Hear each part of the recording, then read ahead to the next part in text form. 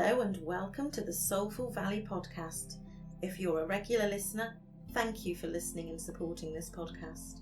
If you're new here and don't know me yet, I'm your host, Katie Carey, independent publisher of books that matter and an international best-selling author, and of course, the host of this globally ranked podcast. I help metaphysical coaches and healers gain confidence, clarity, raise their visibility and their credibility, giving them the opportunity to shine their light brighter so that the people they are here to serve can find them. I do this by creating opportunities for them to become best-selling authors in my multi-author and solo book projects. I also offer one-to-one mentorship services to help spiritual business owners find and unlock their limiting beliefs. In this podcast, I'll be sharing wisdom from myself, coaches, authors and energy healers that could be just what you need to transform your life today. You can connect with me via the Contact Katie button at my website at www.soulfulvalley.com. You gotta love yourself with all your heart. If you don't already, it's time to start. 'Cause nothing's gonna work out until you do. Hello and welcome back to the Soulful Valley Podcast. I'm coming back to you with the Energy of Money series, and we still have 4 more episodes to deliver on this series over the next few weeks, which I'm really excited about sharing with you. This year we have 3 book collaborations: Becoming the Manifesting Diva, estimated to launch in June. We still have a couple of author spaces for that, but we're really excited now as the chapters have started rolling in. And we've got another Soulful Poems collaboration for you, book 3 in the series. We've still got several poet spaces if you want to submit your poetry, and a 3rd book in the series for Evolving on Purpose has been birthed, and it's called Evolving on Purpose, Akashic Journeying to Wealth Consciousness. I just thought I would let you all know about these magnificent opportunities that we've created for 2024. I'm also supporting a couple of clients with their solo books starting from tomorrow, and I've got 1 more space for a solo author who either wants to be coached in creating her book or has already created a book and needs help with the publishing and a launch. If that's you, check out in the show notes. All of my opportunities will be linked there. And for now, it's back to the episode you came here for. Mark Stephen Pooler is the founder, editor-in-chief, media and news publisher of MSP News Global. Mark oversees the company's media business as well as its intersection with global business leaders. Prior to forming MSP News Global in 2020, Mark spent his time as a professional speaker, international best-selling author, radio and TV host, and PR and media specialist. Mark is also the founder of TMSP Agency, a premium media and PR agency. Here, Mark helps high-profile entrepreneurs share their stories through the use of PR and digital media, become known globally. When not working with his valued clients, Mark enjoys spending time with Lily, his 4-legged bestie. You can connect with Mark at www.contactmark.me. Hello and welcome to the Soulful Valley Podcast, Mark. Thank you so much for inviting me, Katie. It's a pleasure to be here with you today. It's wonderful to have you here, Mark. You've been in my world, connected with me since, I think it's around the summer of 2021, because it was just before we launched the first Evolving on Purpose book. Time flies. I know. And one of our authors, it was Lydia, who introduced me to you, and I was delighted when she introduced me to you, because the kind of opportunities that you have created that have supported quite several of our authors actually with their businesses and articles that they've participated in. I've been in a few myself. So I just want to thank you while you're here for the creations that you have made possible for quite a few people in my world to participate in. It's always a pleasure to work with you and your authors, Katie. Mark, we've got a special series and it's called the Energy of Money series. And I know as well that you're very spiritual in the way that you do business. You work with universal laws and things. So I thought that you would be a wonderful guest for today. So Thank you. Do you mind if I ask you some questions? Of course. First of all, how do you maintain a sense of detachment and non-attachment to financial outcomes while still actively working towards a financial growth and success? I'm all about serving people, Katie. So my when I'm doing business, I'm always just being creative. What campaign can I put together that's going to really make an impact and serve the world? Who great can I have on the campaign that people love and who are well known that will really make this campaign even more amazing? And as you know, because you've been on some of my campaigns, I've got great people like Marie Diamond from The Secret movie. I've got Jack Canfield that's coming up next month, which you were a part of. I did Dr. John D. Martini lately. Really, really big names I work with. So money is a really, really great thing to have. And I have a great relationship with money. But I don't ever focus on the money. I focus on serving people and really being creative and enjoying what I'm doing. And I find when you take that approach, the money comes as a secondary thing because you're being creative, serving people, making people happy and making an impact. Rather than chasing after the money, which the majority of people tend to do in business. I don't ever do that. I always just think of ways of who I can support, what problems I solve, and how I can serve the world. And I love that. And that's what this series is about, really, to show listeners that there's another way to think about business and another way to think about money. And when you put service ahead of the finances, there is a natural evolution. Yes, if you chase money, you'll always be chasing money. It's so much more better to just be in a flow. And I try not to do work if I'm not feeling relaxed, in flow, feeling peaceful within myself. And then I find opportunities flow. Whereas if you're chasing stress, looking for money, that just does not work. And I wouldn't want to work that way either, Katie. Thank you for sharing that, Mark. How do you approach financial goal setting as a spiritual entrepreneur then? And how does it differ from any conventional goal setting methods out there? I think I always do have a big vision. I write down my goals and have an end vision because it's so important to program your mind with the end destination of where you want your business to go.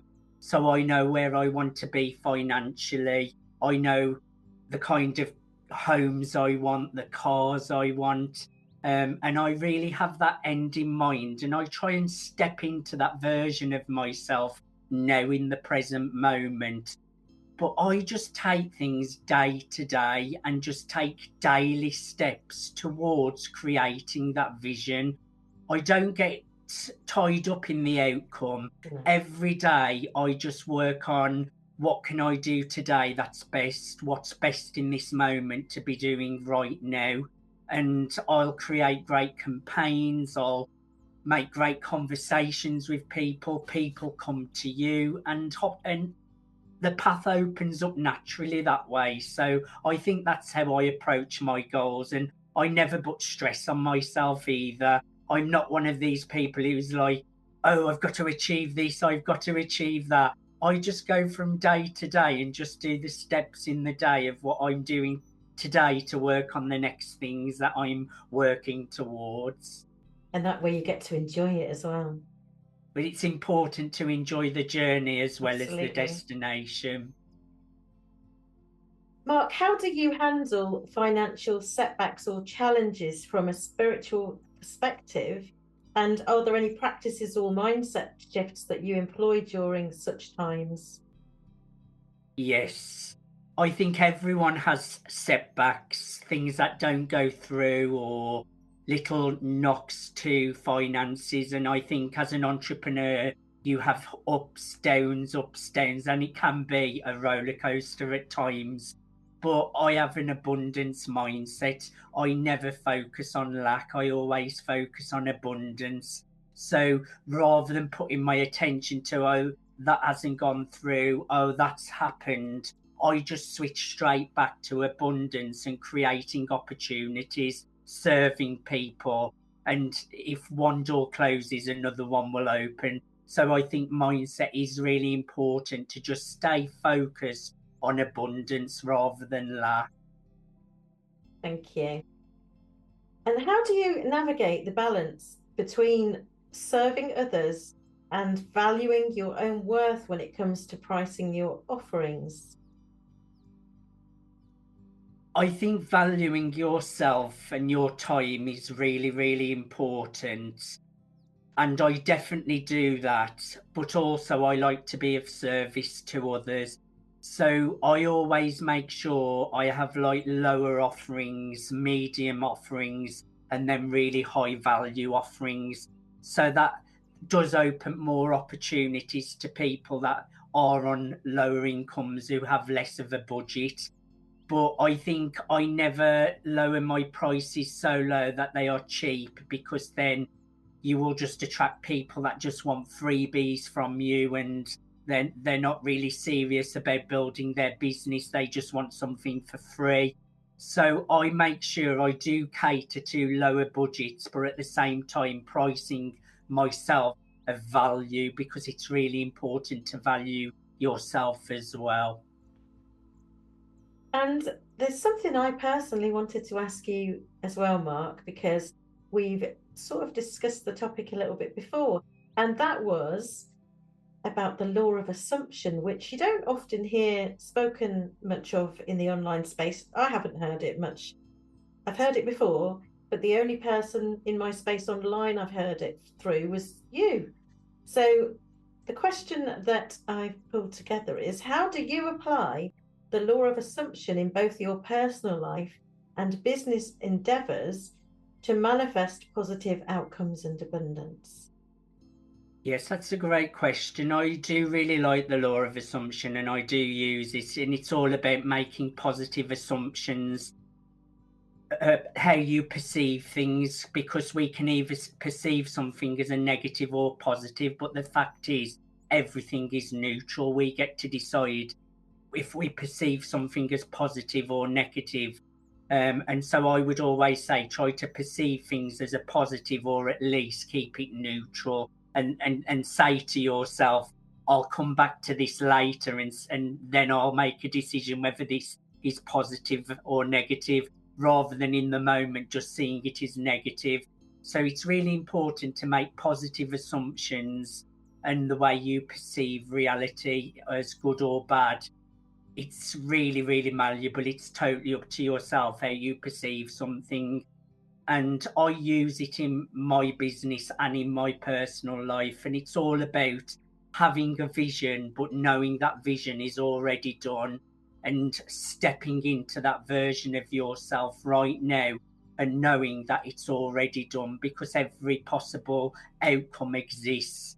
And we're always moving to best case scenario if you are stepping into the best version of yourself and moving towards your end destination. It's all about mindset and the way you are showing up in the world, having a vision, but really having trust and faith in God and the universe as well. So it's about using your intuition not trying to force or manipulate outcomes, and really having trust in your higher power, your intuition, and really great positive self-talk as well. And it's an ongoing journey. I'm not perfect at it, but I do make sure that I'm using it in my life and business. And it's a really, really great way to step into a good version of yourself, to create new results and step into better realities, because I believe we can create any reality that we want to create, but it's about having the right assumptions, the right mindset, and taking the right kind of inspired action. But I have off days just like everyone, Katie, but these little things do help you to really move forwards into a better future. We all have off days. I have off days too. And recently as well, I was reminded that the brain actually has a bias towards the negative. So there's more of a reason that we really do have to keep reminding ourselves that we don't have to believe that negative bias. And something else that popped up then when you were talking was the thing about good and bad and how we perceive good and bad. And lately I've been looking at things that would be perceived as bad that have had amazing results following those bad things. So even there's we can think that it's bad to be negative, but there might be a really good reason that you're in that space to move through that space. Yes, well, as Esther Hicks says, which is very law of attraction based, if something negative happens or something bad happens, in that moment, straight away, you know what you want, or you know the good thing that you want. So there is good and bad to everything. So if you perceive something as bad, straight away in that moment, you know what the solution is. You know what the good thing is that you want. And it's about retraining your mind back to the solution, always being the solution rather than the problem. But you are right, the mind does want to attach to the negative, because we're so programmed from childhood all the way up to our adult years. So every day it's always about one, being present, being the observer of your thoughts and not feeling like you are your thoughts, not believing those thoughts, letting them pass, and then redirecting your mind back to the outcome that you want and the solution that you are in. Beautiful. And that takes persistence as well. Absolutely. It's like becomes a way of life, doesn't it?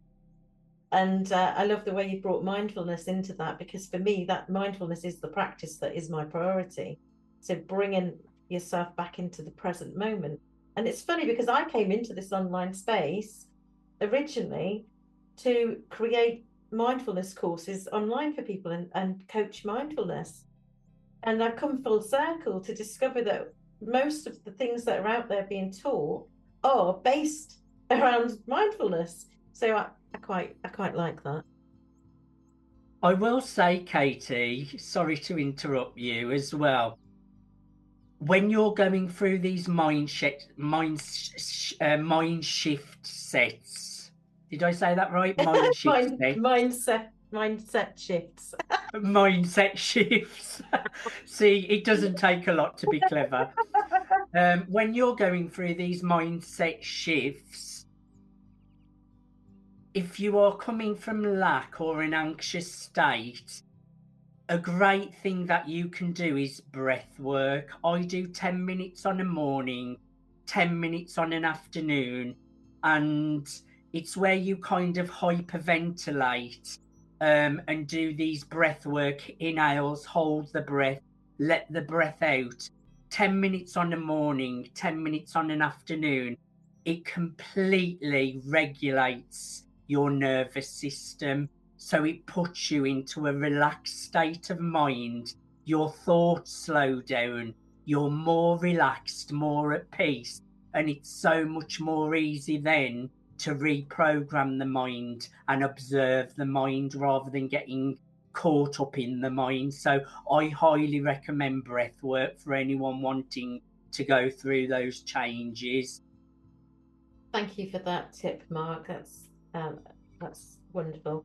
And I'm sure some people that are listening in now to an Energy of Money series have probably got a lot of stress going on in their lives around whatever's going on in their financial life at the moment. So all of these little tips will be really beneficial.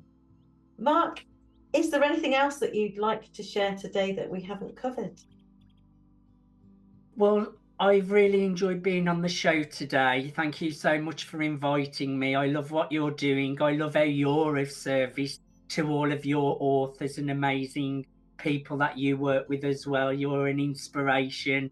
You're achieving great things too, Katie. And if anyone is looking for any kind of media or PR coverage, they can book a free consultation at www.contactmark.me. That's contactmark.me. And thank you for inviting me onto your show.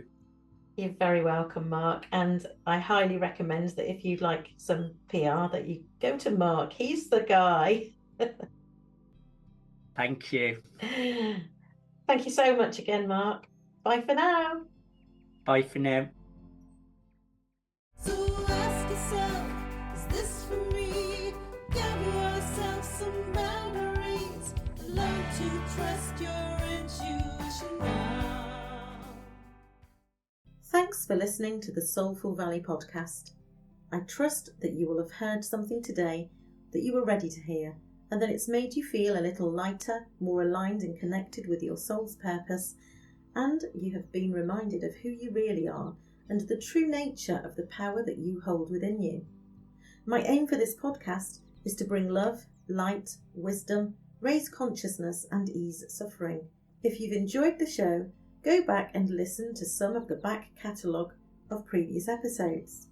Subscribe, follow, rate and review so that you're notified when new episodes drop in, and share this podcast with anyone that you think it may help to listen to. You can connect with me at soulfulvalley.com, and if you scroll to the bottom of the website, there are links to my social media platforms.